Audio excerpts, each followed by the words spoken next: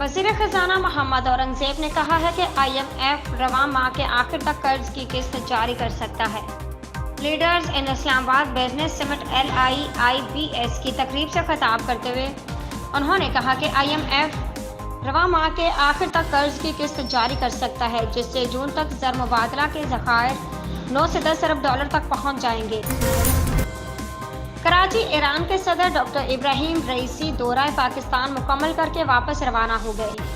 Airport पर governor वज़ीर आला सिंध ने मुअज़्ज़ज़ मेहमान को अलविदा कहा। वज़ीर मेहमानदारी वफाकी वज़ीर रियाज हुसैन पीरज़ादा ने भी ईरान के सदर को अलविदा किया। ईरानी सदर ने दौरे पाकिस्तान में सदर ममलिकत, आर्मी चीफ और वज़ीर आज़म से मुलाकातें की। कराची वज़ीर आज़म शहबाज शरीफ को कारोबारी शख्सियत आरिफ हबीब ने माशी इस्तेहकाम के लिए बानी PTI से हाथ मिलाने की तजवीज़ दे दी। कराची में वज़ीर आज़म शहबाज शरीफ ने ताजिर बरादरी से गुफ्तगू की।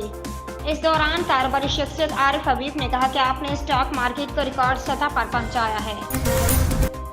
ईरानी सदर डॉक्टर इब्राहिम रईसी पाकिस्तान का 3 रोज़ा दौरा मुकम्मल करके वापस चले गए।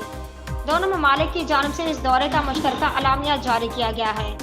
पाकिस्तान और ईरान की जानिब से जारी मुश्तरका अलामी में दोनों ममालिक ने रमदान बॉर्डर पॉइंट को बैनुल-अक़वामी सरहदी क्रॉसिंग पॉइंट करार देने, बाकी 2 बॉर्डर्स पर मार्केट्स खोलने और इक़्तिसादी तजारती सरगर्मियों के लिए बॉर्डर ट्रेड मैकेनिज्म मुकम्मल फ़ाल करने पर भी इत्तफ़ाक़ किया गया और कहा कि सरहदी ग़ज़ाई मंडी मुकामी बाशिंदों की माशी सूरत हाल बेहतर बनाने में मुआविन साबित होगी।